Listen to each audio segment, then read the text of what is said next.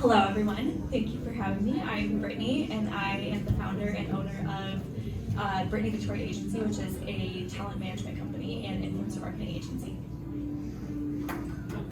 Hello, my name is Grace Donner and I am a full-time content creator here in Denver. I post about all things outdoors, mountains, you name it. I'm David Sturgeon, and I run a company called Uncanny that creates technology for live content creators. I've run many influencer campaigns over the years to various degrees of success. Full disclosure, I also worked with David on one of those campaigns, so if he talks shit about me, he'll be in trouble afterwards. There's no chance of that. All right, so our first question for the entire panel here is, why should businesses consider influencer marketing? What is the value? Are there any businesses that should not consider influencer marketing? I'll let David start. Okay. I think everybody who has either a consumer product or has a market to reach should consider influencer marketing of some kind. Specifically, if you're thinking about brand awareness or brand visibility. David, closer. It becomes, thank you. It becomes really effective in those scenarios. As far as businesses that shouldn't, I would maybe, that's a harder one to answer. There are some companies that create consumer products that are somehow tough to sell on various different platforms. Those are maybe ones that you shouldn't, but for the most part, it's kind of a good strategy. I think that it's a great industry because I think influencer marketing, as opposed to any other kinds of advertising, has an advantage because the community that influencers and creators are building builds a lot of trust. You know, you like what they're posting already, you trust what they have to say because they've posted all these other things that you believe in. So when they're going to promote a product, I feel like there's a lot more pull to accept what that influencer has to say and want to buy the product because you already have the built relationship, whether that as opposed to like just seeing an ad on the TV or a billboard. You already have that relationship, so it's a little more trustworthy.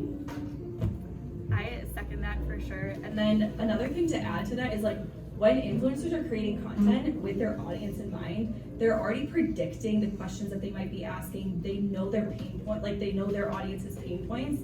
So they can really take the product and also utilize the pain points already and really market towards those things. Awesome. Yeah, I do some influencer marketing for companies that I work with as well, like David, and I would say there's very few companies that can benefit from influencer marketing. If you're truly B2B, but even that, I mean, I've seen there's LinkedIn influencers. Like, there's all sorts of different influencers. If you have a product, there's probably someone that someone else trusts to buy from. So, yeah, I think it's an interesting opportunity for lots of different companies. Okay, so my first specific question is for David. I said, you've successfully run an influencer marketing program at your business. Tell us more about it, what inspired you to consider it, and how did you get started? All right. So I'll give you kind of a high level because we've done a lot of them. And then we can, meet afterwards if you want to have specifics. But influencer marketing for us was a kind of a necessity. We needed something that was a little bit more unique, that was possible within our cost restrictions. So we were competing with some of the biggest gaming companies in the world. And so display ads, pay-per-click, it was really cost prohibitive. So we wanted to find something that could reach our demographic and reach our market and do it in a way that we could afford. I would also say that for us, it made a lot of sense. One of the biggest categories for creators is gaming, and because we were building a gaming company, it made a lot of sense for us to reach out there. We found pretty much immediately that there was such a wide range of influencers. We started looking, and Megan can attest to this, we started looking at some of the biggest creators in the world, thinking that we were going to be able to put out videos for $1,000 and it was going to work. And then we started looking at really tiny little influencers. Maybe we could do 1,000 of those, and it would make a lot of sense for us to do that. And ultimately, we tried the whole gamut of things. And when we first started, I would say the first thing that I learned from actually executing is that you really have to find a creator that has, to some degree, trained their audience to accept some kind of paid promotion. If you just have a gaming content creator who just plays video games all day long, and that's all they do, and has never really promoted anything before, and you then go out and say, oh, and Candy's this great tool, you should go sign up, it just almost always falls flat. So that leads to this idea of authenticity. Every influencer, really every creator that puts out any kind of content will always talk about how this content needs to be, or the ad needs to be authentic. And I'll say that's just table stakes, right? If it's an inauthentic advertisement, it's gonna probably fall flat just in general. So just having some kind of authentic connection to the type of product or the service that you're promoting as a creator is very important. And having a brand connection to the audience and demographic that creator has is also really important. But that's just the starting point. After that, you have to really understand whether or not the creator is putting out content that matches your message, and whether your message is really good, and whether it's going to be something that's going to actually resonate with anybody. And you don't have the same opportunities that you do in pay-per-click or display ads where you can optimize, right? You can't put out a video and segment, you know, we're going to just have 1,000 people watch this, and then we're going to optimize it and change the message, and we're going to have another 1,000 people. It doesn't work like that. You put it out, and if they're a good creator, they're going to get a bunch of views, and that is going to be your message. You can do it over and over again. Eventually, you're going to probably exhaust an audience and have to move on. And for us, that was a challenge because there was we had eventually ran into one where there were really no more influencers that were the type of creators that we wanted to work with. So, yeah, for us, it was a really great strategy.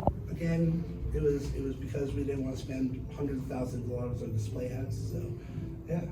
Any other questions there? Well, I was just gonna say, because I know, again, from working with you, like you talk about authenticity, like one of the influencers that we reached out to ended up working for you full time. Like he believed so much in the product that like a week after we put out the video, they're like, yeah, this is great. Like we're actually talking with him. Like talk a little bit about that, I guess. Like it has multiple benefits beyond even just like the views and the sales. Yeah, well, there are a lot of, no, it really does. There are a lot of different things that you can use influencer marketing for, and you're right, it is beyond just kind of executing. In that particular scenario, we found somebody who spoke to our target audience so well.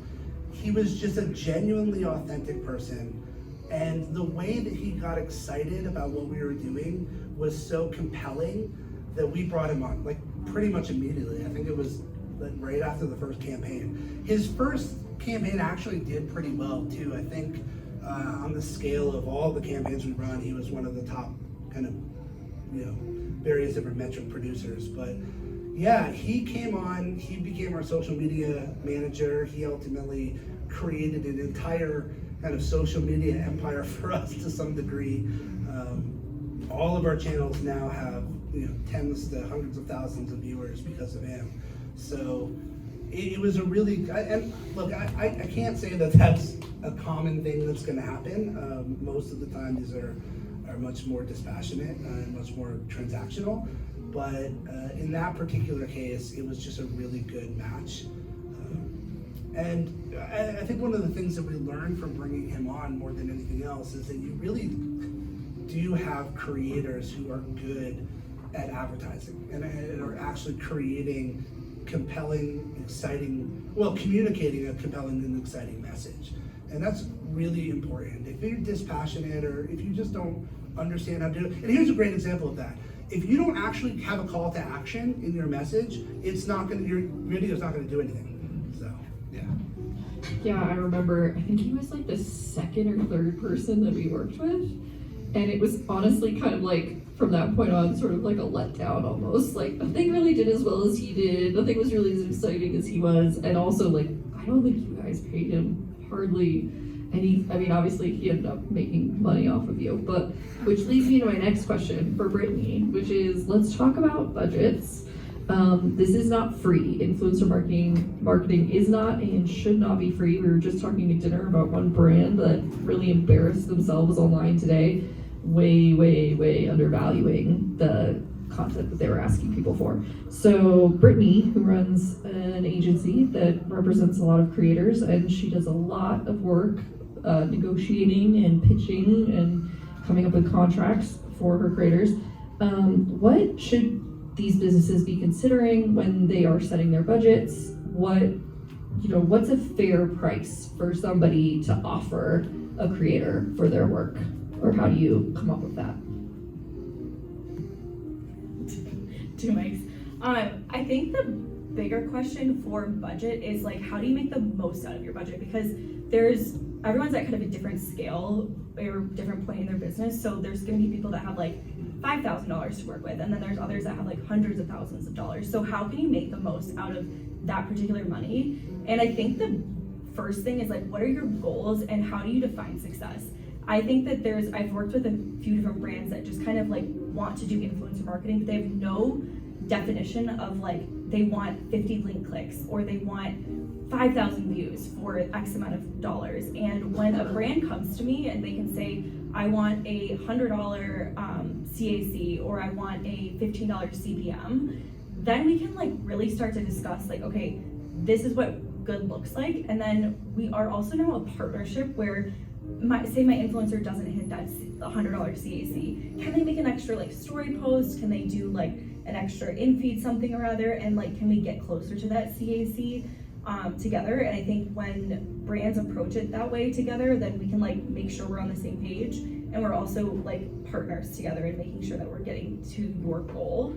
So I think the goals is another really big thing to kind of come at it, in addition to the budget itself. Then influencer selection is also a really big thing too. Like you were talking about, like there's so many different examples. Like for example, with Grace, and like she skis a lot, and so if I am a ski brand and I want my clothing to be like represented time and time again, but I only pick someone who like kind of occasionally skis and it's not like an avid skier, then my stuff is not going to be like shown to as many people, and like the audience is not going to align as much. But like Grace shows like half day skiing, and she shows them like quite frequently because it's what she does all the time. So I think the influencer selection is another really big thing. And that also goes to what you're talking about with like creators that actually talk about products, because you can work with an influencer one time and they never mention your product again. And it's kind of like, that's the authenticity piece of it too. Like you want somebody who's going to be excited and passionate about the products that you're working with, and that they automatically just talk about them whenever they want outside of a paid campaign. I think also that realistic expectations of like the budget, there's a few different ways to go about it, where like you can ask an influencer what their rate is, and if they're not within what you have, so you have like $1,000 and their like rate is $2,000, I would just move on from that influencer and maybe keep them in your back pocket when you start to increase your budget. There's this like back and forth sometimes with brands where like brands kind of insult like the creators and their rates, and I just don't think that conversation is necessary. If a creator really believes that they're like worth X amount of dollars, just say okay and move on to the next person, because there's so many creators out there that you can go and choose from, that it's not really worth like trying to have this back and forth like argument with them. And that kind of brings me to gifting, because I know a lot of people are kind of in this like startup space where you might not have like tens of thousands of dollars to start working with people. So there's a whole like gifting and like seeding where like you can send an influencer product, and if they're the right type of influencer, they might just post about it anyways. And I think that's a really great way to start out and like just start building relationships with influencers.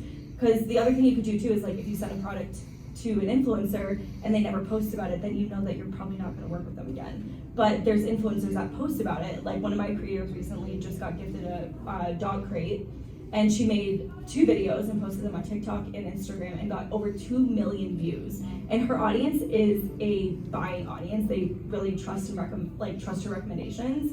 And so that brand just got all of that exposure and probably sales. and it was a gifting. So there's ways to do gifting properly, but it's not like with all of these expectations, like, here, let me give you X product and I want all of these deliverables. Like, give them the product without any strings attached, build the relationship with them, and then move on to the next thing. So there's not like a very good answer with budget. It's just more like having your goals set, having clear expectations of like what success looks like, and just trying to find the creators that are going to get behind your product, and kind of work together that way. Well, I think my follow-up to that is I think there's still a myth out there with a lot of people, like, this creator has X number of followers, so that should mean that I only have to pay them X number of dollars for their post, like 10 cents for every follower you have or whatever. And I don't think that applies anymore. I don't know if you have an opinion on that. No, I don't think that really applies anymore. I think there are certain ways to calculate, like, you want, 16 cents per engagement, like average engagement that influencers have, or there's different things like that you can look at. But I think overall, like, influencers are starting to set their rates. So if you ask them their rates and they feel confident and good about it, and you feel like it aligns with your budget and you can afford them, then I think that's a good way to go. But there's, influencers that I coach that are charged, they have 5,000 followers and they're charging like $1,500 versus like another influencer with 5,000 followers might charge like $100. So there's such a range that I think it's kind of tough to say like this influencer is worth X amount of dollars. Awesome. Okay. Let's move on to our question for Grace, who we're so excited to have. Once a business has decided that they want to work with influencers, so we've convinced everyone in this room that you would be the perfect person to work with. They have a budget in mind, so they're not going to ask you to do anything for free. What is the best way to connect with you and start working with you? Like, what's your ideal way to be reached out to by a brand? I do most of my brand communication through email. I think that's pretty common, but I guess you could direct message a creator, although I feel like a lot of people move it to email just to keep it organized. If you have a budget, if you have a strict budget, maybe you should probably tell them and just be like, flat out, this is what I can offer you, instead of, what Brittany said, going back and forth. But if you have the freedom to kind of pay whatever the creator typically charges, then pitch to them what you're looking for content-wise, like how many posts, the whole, like what your creative concept is, so that they have the idea of going into it, what is expected from them ahead of time, before they come back with their rates. And make sure when you're doing this to tell them literally everything you need, because people charge for using their content on your pages, having access to their account to promote the piece of content that you created for them. And a lot of times this is left out in the initial discussion, and then it'll come back later when you're going through the contract, when oftentimes creators charge a lot more for those pieces as well. So make sure to give an as detailed description as possible when you're first pitching it. And then honestly just be open to whatever the creator has to say. I think that it will start your relationship on a positive note, and hopefully you can build a strong and longer term partnership through that. But just being open to what they have to say and being respectful, with whatever their rates are, whatever their opinion is on the campaign at hand. Yeah, so that was actually like a follow-up question maybe for both you and Brittany. Is I think there's a lot more, and David too can maybe talk to this as well, like there is more that goes in influencer marketing than just like, oh, I put a post to my Instagram page. This is like a video that maybe David would like to share in an email campaign that he sends out to his newsletter, or they would like to white label it where it's an ad on Instagram that they also pay for. So I mean, maybe you guys can all kind of talk about how you deal with that a little bit. I know this wasn't in the questions that I sent you, I'm sorry. But there is more to influencer marketing than just a post on Instagram or a post on TikTok. So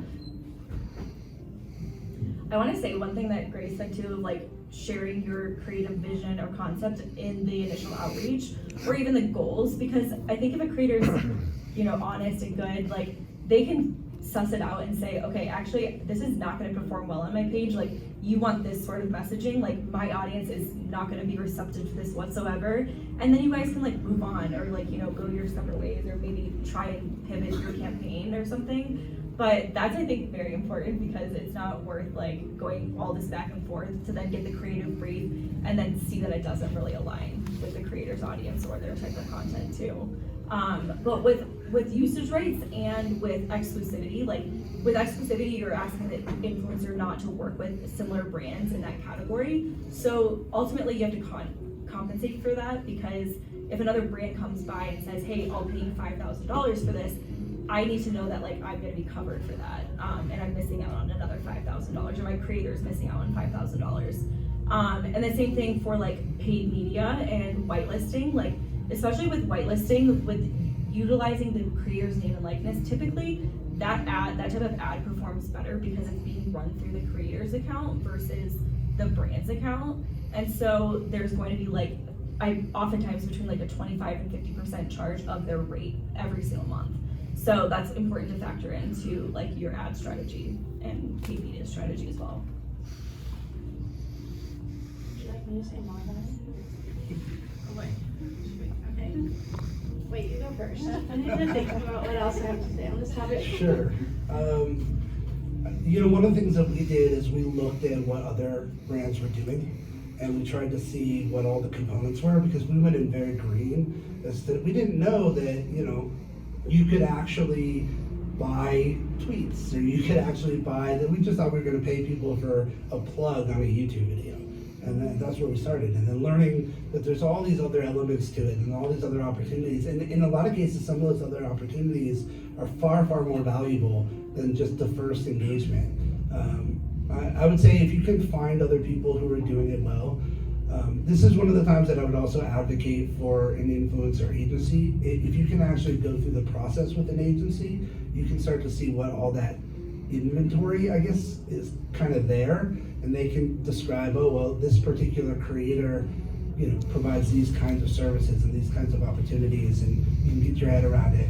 Obviously, the scale of that's much bigger, and it's not always going to translate down. If you're doing a lot of micro influencers, they're going to be very different, but at least you can get a good idea of what's available.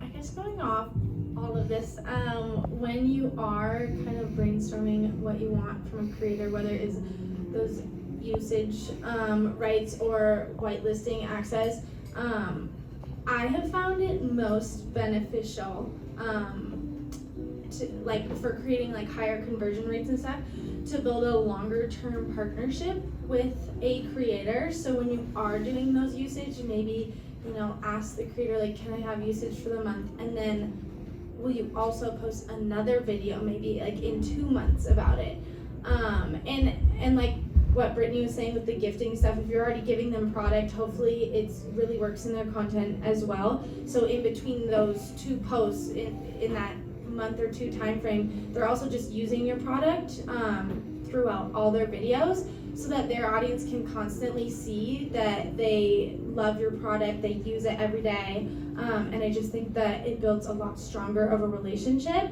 so that their audience truly like is getting exactly what they need from their ads. Okay, so our last question is, how do you define success for an influencer program? And I will actually start this one, because I've run influencer programs before. And honestly, like, I will say, like, David's is probably one of the more successful ones that I have run. Like, finding an influencer that was willing to come on board and work for them, it made me feel like in my efforts to find them creators that were, you know, truly in their market, interested in their product, wanted to use their product, I was like, I succeeded. I was like, this is great. We had multiple influencers that were like, yeah, you can pay me to do this, but I'm still gonna use it anyway. Like, I'm still gonna keep doing this, and it's still gonna keep going. So to me, that is success. When I find an influencer that's like truly passionate about what I have pitched to them, that is success. So I always look at success with similar to that, where like the influencer's audience is really receptive to the campaign, and they're excited about it. One recent one that I did with La Quinta and one of my creators. My creator was posting about La Quinta. She did a road trip for I think 2 weeks or something, and she posted about La Quinta all the time. And she actually was using one of the funny voice changers on TikTok, so she called it La Quinta, had a funny pronunciation for it. And then of course La Quinta came to us and was like, "Okay, we'd love to work with you." And the comment section was so excited about the partnership because she'd been posting about them organically for months beforehand.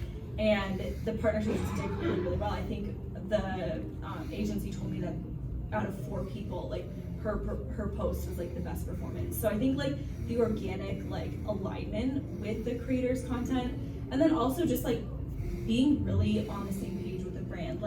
We've run a really successful campaign with BarkBox, and I think it's been 8 or 9 months, and we've almost hit their CAC goal every single month, but we are both on the same page with that. Their goal is $100 CAC, so if she's underneath the goal, then she makes an extra story post, and so we're constantly on the mark every single month with it, and so we're just very aligned on the goals, and we're really partners together. That's, I guess, the underlying whatever measure of success is being able to be true partners together with the brand and not have it be a super transactional post done by payment over with type thing.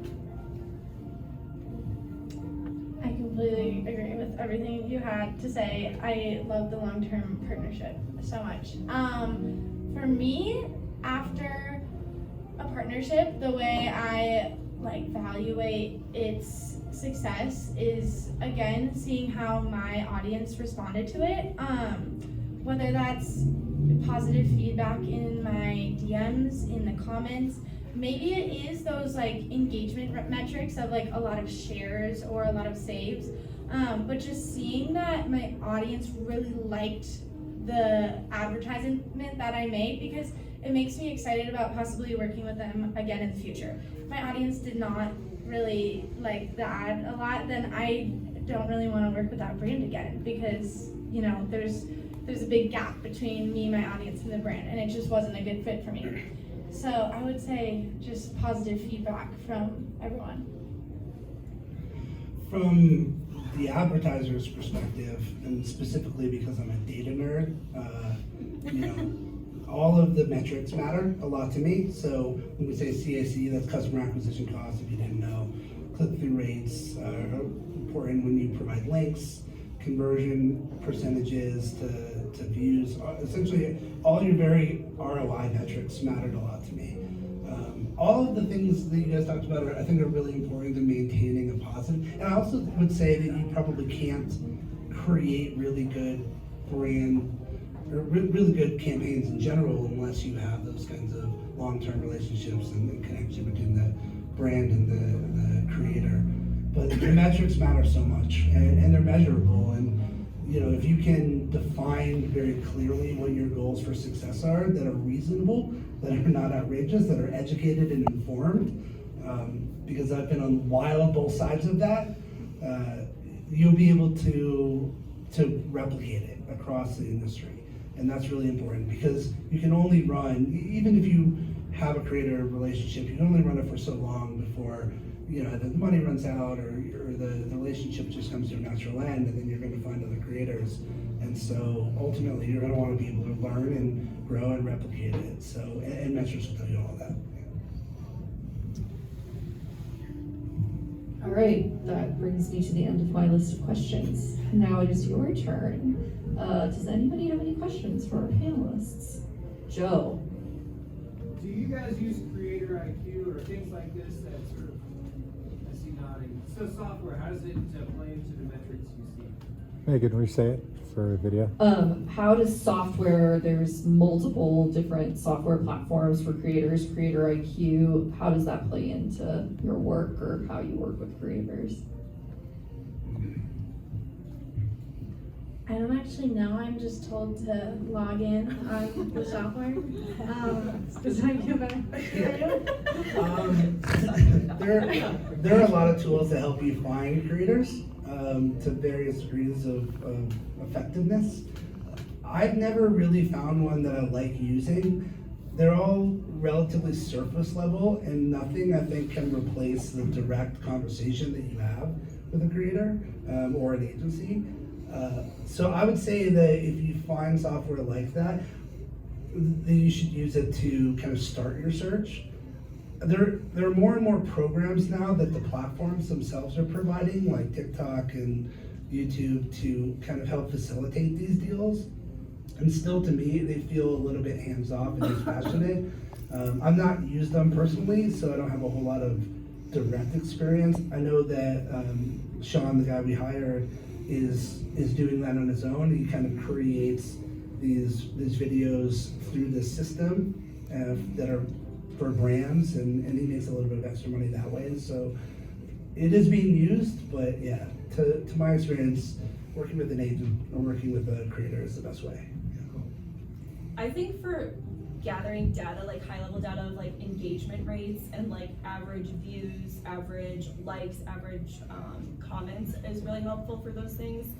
But especially with TikTok, this search functionality, like especially if you're like looking for something, I find that when I've like tried to source influencers, going on TikTok and using the search functionality, Instagram's gotten better, but those sort of things are really helpful for like sourcing people and like hashtags and things like that.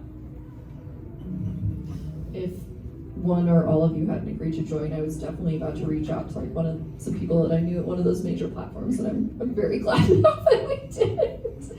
Because I kind of agree. I mean, right? Like I'm a one-woman show. I reach out directly to influencers, and yeah, I use some of those larger platforms to maybe find out who to reach out to, but nothing really beats the one-on-one, like, hey, I found your email and I think you're really great. Like, would you be interested in working with us? So, next question. Wait, I have one more thing Oh. to chime in about that. Because I thought you were talking more about like the engagement metrics, and maybe you were. But I do still think there's a disconnect between, like, if I can look at my insights and my engagement metrics on Instagram, like it's so great that 200-300 people saved my advertisement, but they still have to like go to another platform to purchase the product that I'm selling. And I think we're seeing that in like TikTok just released their TikTok shop, and like Instagram has some shopping in it as well. And I feel like that is maybe the next step in being able to connect like your advertisement and these creators with your exact product. So for all of you out there that do have a product, I'd honestly recommend trying to get it on Instagram shop or TikTok shop, because then it eliminates that added step. Because I mean, if you're a consumer, like, you're scrolling, laying on your couch, like it might be like you might be too lazy to like go search it on the internet to find out what they're doing, because you're just mindlessly scrolling. So yeah, try to put your brand on TikTok shop. How much money have I saved because I didn't have my credit card in front of me when I was sitting on my couch and I didn't have it? I intentionally do not memorize my credit card numbers for that reason. I saw a hand. Yeah, I have two questions. So the first, I think all three of you mentioned that you prefer specificity when someone reaches out to you to propose some sort of relationship. If business has never done influencer marketing before, how would you think about like dipping your toes in the water and structuring an agreement? Because I'll say for myself, like I don't know whether I would want to use like a customer acquisition cost or a cost per click, or like how many posts I would want, whether I would want rights over those posts. There's so many things that you don't even know to think about when starting to do an influencer campaign. And the second question is, if you, do any of you have examples of like a B2B or a SaaS solution that you've run in influencer campaign? Okay, I'll repeat the first question first and then we'll do the second. The first one is, if you are a new business that doesn't really have an idea of what metrics you should or could be using, how would you frame if you were just starting out, how would you frame an influencer marketing campaign? And I know David has a good answer to this one because we did it. Yeah, you start with a budget. That's the first thing that you can be specific about, right? This is what I'm willing to spend. From there, you can lean pretty heavily on what the creator's response is, and beyond that, it's just going to be trial and error. And I'll tell you, it's very different depending on your industry, depending on the creator, depending on the platform, and depending on the medium. They'll all have very different kinds of metrics. But if you're open about it and you're transparent, saying, this is my budget, I want to build a partnership with you, I want this to be successful, here's how I'm currently defining success, hopefully you're finding a creator that has done this before. And if you start and come at it with that particular perspective and you get that transparency in return, then they can help you figure that out. At least that was our experience after we messed up a bunch of times. So, and to your point earlier, we did that. We went out and we just said, here is the budget and this is what I'm gonna pay you. And then they said, here's my budget. We negotiated back and forth, and the results, even though we did some of those videos, were not good. The relationship was not positive, right? It wasn't until we started being really clear that this is kind of where we are, and this is what we know, this is what we understand, this is what we're trying to achieve. And some of those don't have to be metrics driven, like we're trying to connect with this audience, or we're trying to refine our message or whatever it is. And your second question, what was the second question? Well, I think Brittany wants to, yeah. Just to go off of what you're saying, I think it is important to find creators that have done ads before. If you're newer to influencer marketing, don't go to somebody who doesn't have any single ads on their page or has no experience, because they likely don't know how their audience responds to things. They don't know what questions they're asking. They don't know how to they haven't had an ad that failed, and then they've had an ad that succeeded. So I think it's important to find people that you don't have to have the most experience, but having a little bit of experience under your belt is important, I think, when selecting. Also, one tip of advice, look on YouTube for what other people are doing, what offerings are available. I know when I was first starting to charge for what I was doing, I had blown up a little, and I was like, oh, okay, you can make a living out of this. I literally just sat on YouTube for hours and hours and days and days and be like, what are other people doing? How do you charge for this? What types of things can you charge for? And then on the company side, what types of advertisements can I get out of creators, and the usage, the whitelisting. I learned literally all of that from YouTube. Good to know.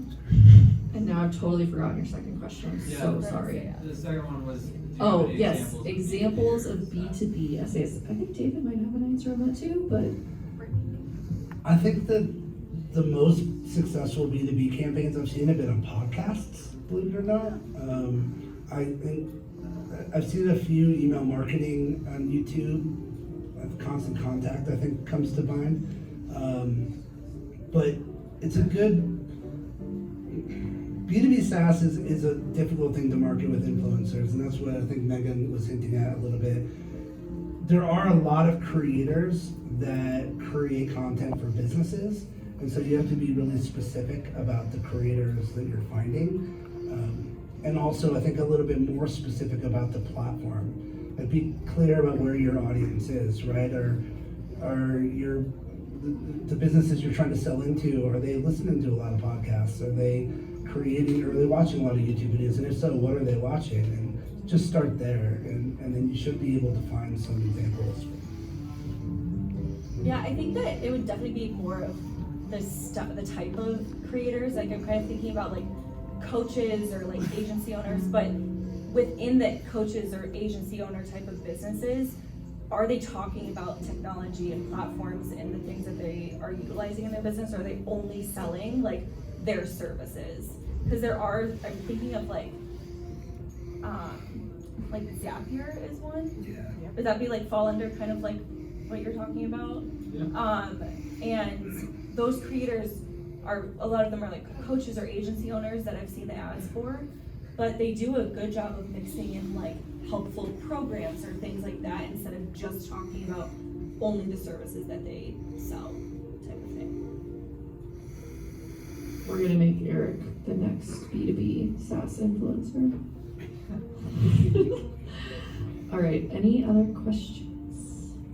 Come on, there's gotta be one of you. No? Why not? Yes. As someone in hospitality, people often don't think about the work that we do as being valuable. Like they'll assume we don't have master's degrees or like valedictorians or other stuff. I do wonder, like, do you still come across people who don't value what you do? Like, if you went to like a cocktail party besides here, people just kind of like, what do you do again? Influencer? Oh, yeah, okay, and like walk away. How's that work for you guys? Grace. Okay, I think a couple years ago, it was pretty bad. Like, I even had friends be like, oh, well, I do this for, I did it as a side hustle back then, but I'm like, oh, well, I'm working 3 jobs right now. And they're like, well, what's the third? And I'm like, Instagram. And then that's not a job. I'm like, well, I'm making money, so it is to me. I think now it's proving itself to be a very successful industry, so that's gone down a lot.